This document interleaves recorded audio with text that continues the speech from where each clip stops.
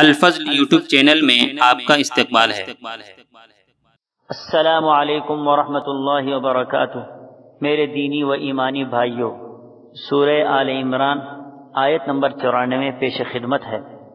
اعوذ باللہ من الشیطان الرجیم، فمن افترى على الله الكذب من بعد ذلك فأولئك هم الظالمون۔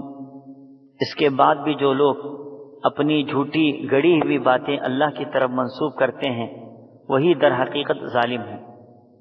اللہ فرماتے ہیں کہ اے اہل کتاب، جب آپ کے سامنے باتیں کھول کھول کر آ چکی ہیں تو پھر اس کے باوجود اللہ کی طرف جھوٹ باتیں کیوں منسوب کرتے ہو؟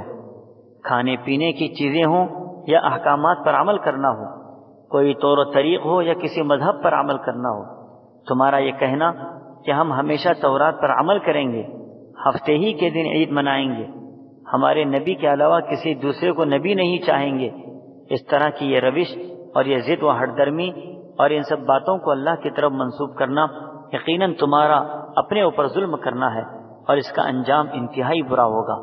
اللہ تعالی ہم سبوں کو صحیح دین پر چلنے کی توفیق عطا فرمائے، آمین۔ وآخر دعوانا ان الحمد للہ رب العالمین۔